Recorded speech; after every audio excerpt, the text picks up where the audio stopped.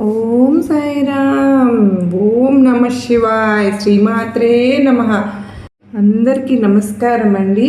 అందరూ కూడా సుఖంగా సంతోషంగా ఎప్పుడూ కూడా ఆనందంగా ఉండాలి అని చెప్పి నేను కూడా మనస్ఫూర్తిగా కోరుకుంటూ ఉన్నాను. ఈరోజు శివయ్య అందిస్తున్నటువంటి సందేశం ఏంటి అంటే కనుక, తల్లి ముగ్గురు, మొత్తం కూడా ముగ్గురు స్త్రీలే చాలా తెలివిగా కథ నడిపిస్తూ ఉన్నారమ్మా.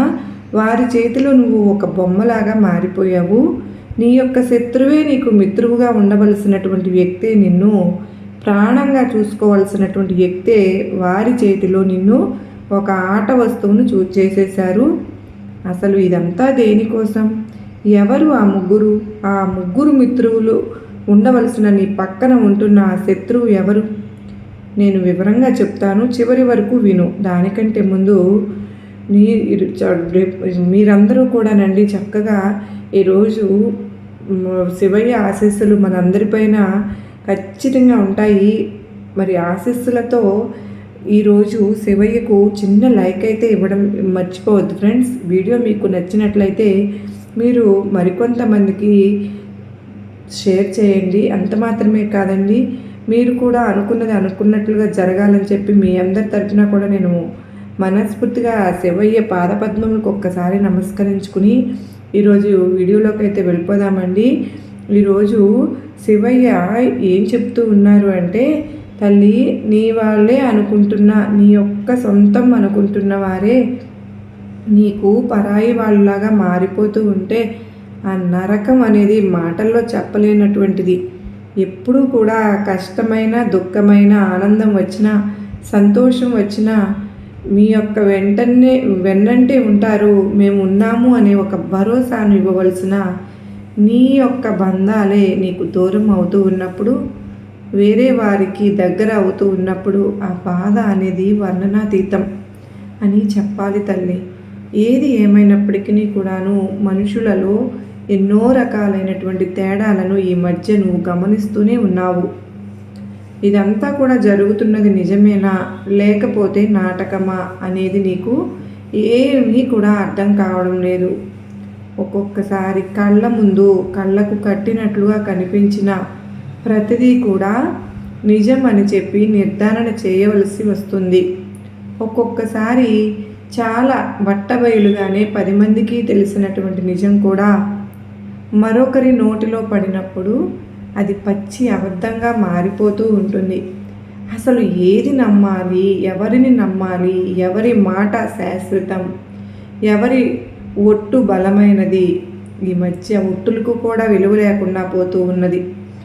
ఏది ఏమన్నా అంటే ఆ ఒట్టు, ఈ ఒట్టు, ఈ దేవుడి మీద ఒట్టు, ఆ దేవుడి మీద ఒట్టు అని చెప్పి మనుషులను చాలా తెలివిగా మోసం చేస్తూ ఉన్నారు.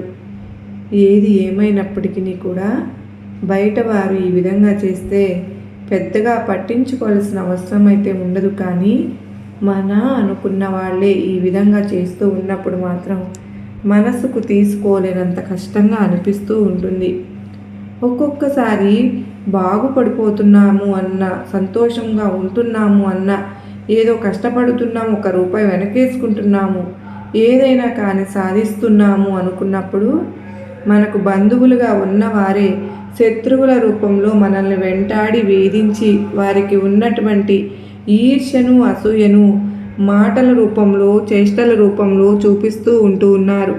అటువంటప్పుడు మన యొక్క మౌనం అనేది చాలా వరకు కూడా అనేక రకాలైనటువంటి ప్రశ్నలను మనసులో తలెత్తేలాగా చేసిన, ఇది అడుగు అది అడుగు అని చెప్పి చిన్నప్పటి నుంచి పెరిగిన వాతావరణం, సంస్కారం అనేవి కాస్తో కూస్తో అడ్డుపడుతూ ఉండడం వలన ఎవరికి కూడా ఎదురు తిరిగి సమాధానం చెప్పలేని స్థితిలో నువ్వు ఉన్నప్పటికీ కూడాను కొన్నిసార్లు వీరు చేస్తున్నటువంటి వింత వేషాలు, నీ మనసుకు నొప్పించేటటువంటి కొన్ని కార్యక్రమాలు, ఇవన్నీ కూడా ఎంత అడగకూడదు అని చెప్పి మనసును బలంగా మార్చుకున్నప్పటికీ ఒక్కొక్కసారి ప్రశ్నించక తప్పడమే లేదు. ఇక్కడ నీకు శత్రువుగా మారింది ఎవరో కాదు తల్లి, నీ యొక్క జీవిత భాగస్వామి అంటే ప్రతి విషయంలో కూడా అండగా ఉండాలి. కష్టం వస్తే నేనున్నాను, భయపడవద్దు అని చెప్పాలి. అలాగే సంతోషాలలో ఇంతకంటే గొప్ప సంతోషాన్ని నీ కళ్ళ ముందు తీసుకొచ్చి పెడతాను, నిన్ను మహారాణిలాగా చూసుకుంటాను అని చెప్పి ఒక ధైర్యాన్ని, ఒక భరోసాని ఇవ్వగలగాలి.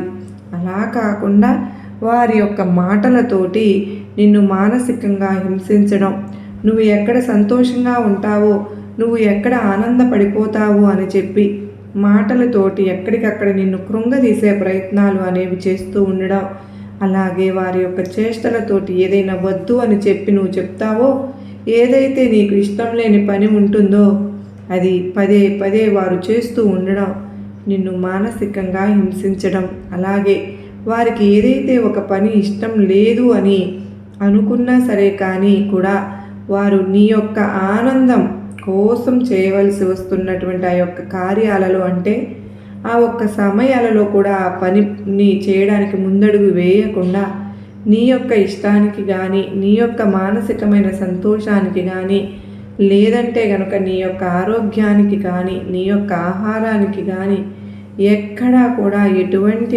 ఆనందాన్ని, భరోసాని, ధైర్యాన్ని, నేను ఉన్నాను అని చెప్పి ఒక బలమా అంటే ఒక బలాన్ని వారు ఇవ్వకుండా ఎక్కడికక్కడ నిన్ను కృంగదీసే ప్రయత్నం అనేది చేస్తూ ఉన్నప్పుడు ఒక్కొక్కసారి నేను ఒంటరిదాన్ని అయిపోతున్నాను, నాకంటూ ఎవ్వరూ లేరా, మరి ఎందుకు అందరినీ వదిలిపెట్టుకుని ఇతన్ని పెళ్లి చేసుకుని ఇక్కడికి వచ్చాను, ఏమి సాధించాలని వచ్చాను, ఎవరిని చూసుకుని బ్రతకాలి, నా కడుపును పుట్టిన పిల్లలను చూసుకుని బ్రతకాలా, లేకపోతే నన్ను నేనే చూసుకోవాలా, ఇక నా జీవితానికి అర్థం ఏంటి, ఆంతర్యం ఏంటి, ఇదంతా కూడా ఎందుకు జరుగుతుంది, నా కర్మ ఎందుకు ఇలా రాశావు శివయ్య అని చెప్పి 4 గోడల మధ్య కన్నీటిని కారుస్తూ ఎన్నో రాత్రులను గడిపావు కదమ్మా. ఏది ఏమైనప్పటికీ కూడా కొన్ని కర్మానుసారంగా కొన్ని కష్టాలను అనుభవించకు తప్పదు బిడ్డ. నువ్వు మనసును రాయి చేసుకుని అలా ముందుకు వెళ్తూ ఉన్నావు. ప్రతిరోజు కూడా గడిచే కొద్దీ నీ యొక్క జీవిత భాగస్వామి విషయంలో మార్పు వస్తుందేమో అని చెప్పి నువ్వు ఎదురు చూస్తున్నప్పటికీ కూడాను ఆ మార్పు అనేది నీకు వ్యతిరేకంగా ఇంకా బలంగా వస్తుంది అని చెప్పి నువ్వు గ్రహించినప్పుడు మానసికంగా ఎంతో ధైర్యాన్ని తెచ్చుకోవాలి అని ప్రయత్నించినప్పటికీ కూడాను మనసు నీ మాట అనేది వినకుండా మారాన్ చేస్తూ ఉంటుంది. ఎంత నీ మనసుని కంట్రోల్ చేసుకోవాలి అని నువ్వు అనుకుంటున్నప్పటికీ కూడాను ఎక్కడికక్కడ అతన్ని ఈ మాట అడిగేసేద్దాము, లేదంటే కనుక అతను నా మాట చెప్తే మారతారేమో, ఈ మాట చెప్తే, లేదంటే కనుక బయట చుట్టుపక్కల ఏదేది జరుగుతుందో అతని కళ్ళ ముందు కట్టినట్లుగా చెబుదాము, అతనిని మార్చే ప్రయత్నం చేద్దాము అని చెప్పి నీ యొక్క మనసు పదే పదే తపనతోటి ఉంటూనే ఉంటుంది. నువ్వు సైలెంట్గా ఉండాలి అని ట్రై చేస్తున్నప్పటికీ కూడాను ఆ యొక్క పెళ్లి బంధం ఏదైతే ఉంటుందో ఆ బంధం అనేది నిన్ను ప్రశాంతంగా ఉండనివ్వకుండా ఎక్కడికక్కడ నిన్ను ఆందోళనకు గురి చేస్తూనే ఉంటుంది. ఈ విధమైనటువంటి ఆందోళనలో నీ చుట్టూ ఈ యొక్క 3 స్త్రీలు అయితే తయారయ్యారు. ఆ 3 స్త్రీలు అనేది ఎవరు అనేది కూడా చెప్తాను.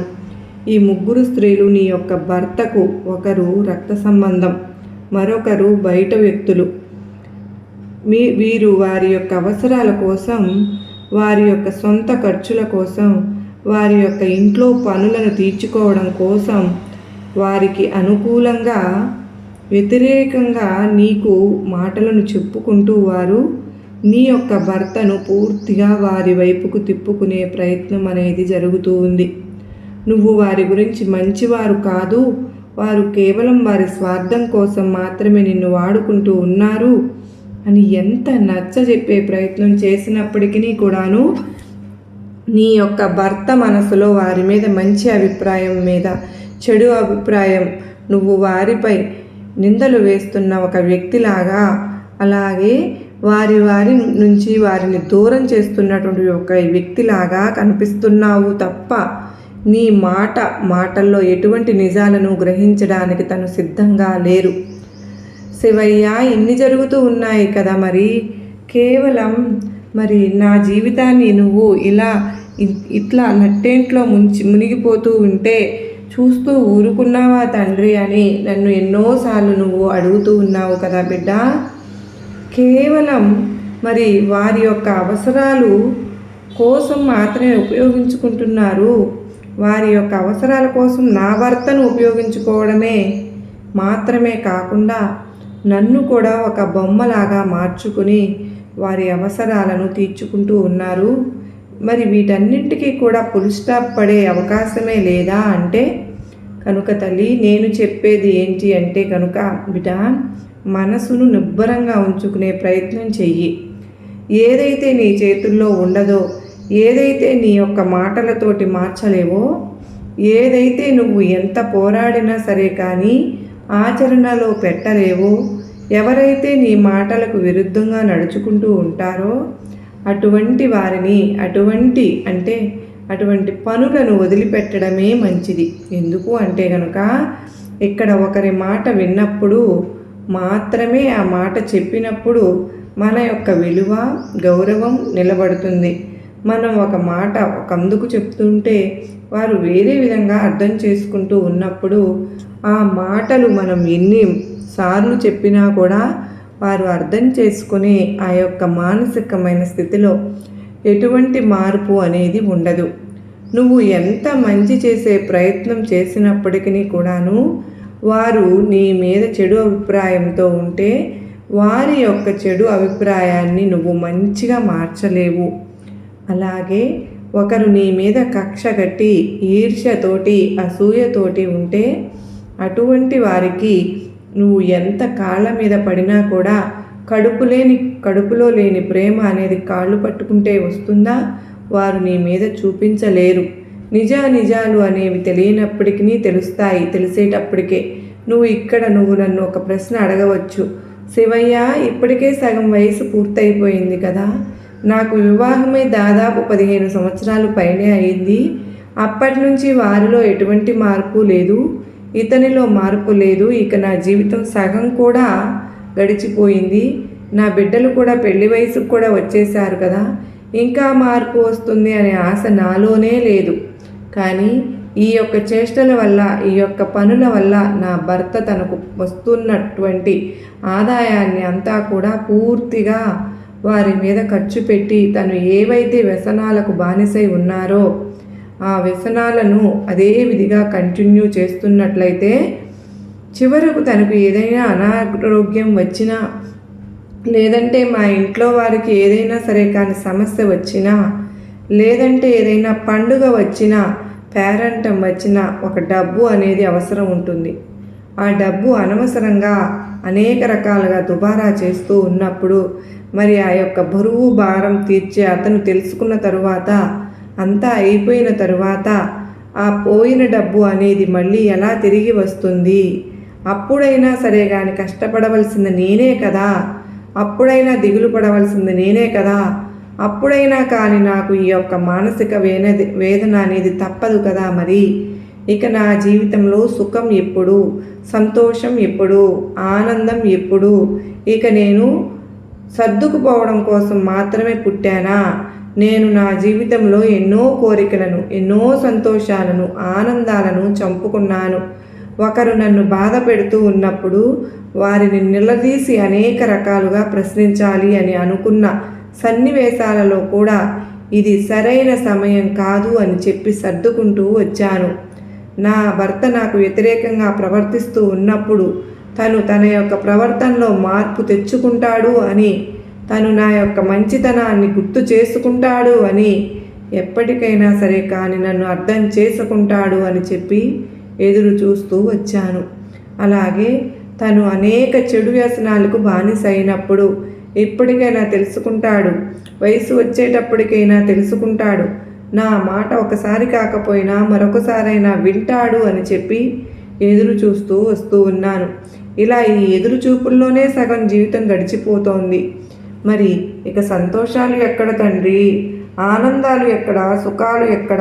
నేను పడుతున్నటువంటి బాధలను నాతో పాటు అంతా పడకపోయినా కనీసం 70 నుంచి 80% అయినా నా బిడ్డలు కూడా అనుభవిస్తూ ఉన్నారు. వారి యొక్క వేదనకు కూడా మీకు కనికరం కలగడం లేదా? శివయ్య తండ్రి, ఎందుకు నా జీవితం ఇలా గడిచిపోయింది? నేను అంత చేయరాని పాపం ఏం చేశాను? ఈ జన్మలో నాకు తెలిసి ఎవరికీ కూడా అన్యాయం చేయలేదు. ఎవరికీ కూడా ఏ ఒక్క నొప్పిని కానీ బాధను కానీ నా నుంచి కలగజేయలేదు. నా మాటల రూపంలో అయినా నా యొక్క చేష్టల రూపంలో అయినా ఎవరికీ కూడా ఏ అన్యాయము చేయని నాకు ఇన్ని బాధలు ఎందుకు శివయ్య? ఇటు మానసికంగా ఇటు శారీరకంగా కూడా ఆరోగ్యం సహకరించక ఎంతో అల్లాడిపోతూ ఉన్నాను. శివయ్య, నన్ను అర్థం చేసుకునేది ఎప్పుడు, నా కష్టాలు తెరపడేది ఎప్పుడు అని చెప్పి నన్ను అడుగుతూ ఉన్నావు కదా బిడ్డ. అయితే నువ్వు ఇంకా ఎంతో కాలం ఈ బాధలు పడవలసిన అవసరం లేదమ్మా. ఈరోజు సోమవారం రోజున నీకు ఎంతో కాలం నుంచి ఉన్న ఈ యొక్క కష్టాలను నష్టాలను ఈ యొక్క నాటకాలు ఆడే ఆ యొక్క స్త్రీల ముఖాలలో ఆనందాలను, అలాగే నీ యొక్క భర్త చేష్టలను, వీటన్నింటినీ కూడా ఎక్కువ కాలం భరించవలసిన అవసరం లేదు. నీ యొక్క కష్టాలకు తెరపడే సమయం వచ్చేసింది. ఇక సరిగ్గా గుర్తుపెట్టుకోమ్మా. ఇంకా 2 రోజులు 3 రోజుల్లో నీ కష్టాలు అనేవి రాసిపెట్టి ఉన్నాయంతే. ఈ 2-3 రోజుల తర్వాత నీ కష్టాలు, బాధలు, సమస్యలు ప్రతిదీ కూడా గట్టెక్కబోతూ ఉన్నాయి. ఈ గ్రహణం తరువాత నువ్వు ఏదైతే అనుకున్నావో ఆ గ్రహణం వదిలిపోయి ఇప్పటి వరకు నువ్వు ఇది జరిగితే బాగుండు అని చెప్పి అదే నీ జీవితంలో జరగబోతోంది. అది చూసి నిజంగా నువ్వే ఆశ్చర్యపోతావు. నిజంగా నా జీవితానికి ఇంత అదృష్టం వచ్చిందా, కలిసి వచ్చిందా అని చెప్పి ఏదైతే కొన్ని సంవత్సరాల కళ అనేది నీకు ఉందో ఆ కళ అనేది కేవలం ఈ 2 రోజుల్లో నెరవేరిపోతోంది. నేను నిన్ను ఓదార్చడం కోసమో లేదంటే నీ కన్నీటిని తొడవడం కోసమో చెబుతున్న మాటలు కాదు బిడ్డా. నేను నిజాన్ని చెప్తున్నాను, సాక్షాత్తు నీ శివయ్యను చెప్తున్నాను. నా మాట నమ్మి ఈ రోజు నుంచి నువ్వు సరిగ్గా 2 రోజులు లెక్క పెట్టుకో. అప్పటి నుంచి నీ జీవితం ప్రతిరోజు కూడా విషయంలో కూడా ఎంత అదృష్టకరంగా మారుతుందో. నీ యొక్క మానసిక ఆరోగ్యంలోనూ, నీ యొక్క శారీరక ఆరోగ్యంలోనూ, నీ యొక్క భర్త నడవడికలోనూ, అలాగే నీ యొక్క కుటుంబ పరిస్థితులలోనూ, నీ యొక్క బిడ్డల గుణగుణాలలోనూ, నీ యొక్క ఆర్థిక ఇబ్బందుల సమస్యల నుంచి బయటపడడంలోనూ ఇలా ప్రతిదీ కూడా నీకు అనుకూలంగా జరగబోతోంది. ఎవరి మీద కూడా నువ్వు ఎక్కువగా ఆధారపడవద్దు. ఎవరిని కూడా గుడ్డిగా నమ్మవద్దు. బిడ్డ, నా యందు నువ్వు నమ్మకాన్ని ఉంచావు కనుకనే నీ యొక్క ప్రతి సమస్యను కూడా నేను ఆలకిస్తూ వస్తూ ఉన్నాను. ఎవరైనా సరే, ఏ దేవుడైనా, బాబా అయినా, దుర్గమ్మ అయినా, శివయ్య అయినా, ఏడుకొండల వెంకన్న అయినా తమ బిడ్డలు బాధపడుతూ ఉంటే ఎవ్వరు చూస్తూ ఊరుకోరండి. అందుకోసం ఇప్పటి వరకు నువ్వు పడినటువంటి నువ్వు నీ కోసం ఏ ఆస్తులు కూడా కోరుకోకుండా, ఏ అంతస్తులు కోరుకోలేదు కనుక ఒక మానసిక శారీరక ఆరోగ్యాన్ని ప్రసాదించమని తప్ప, నీ జీవిత భాగస్వామిలో మార్పు రావాలి అని తప్ప, ఏదేమైనప్పటికీ కూడాను నీ కష్టాలు గట్టెక్కే సమయం అయితే వచ్చేస్తోందమ్మా.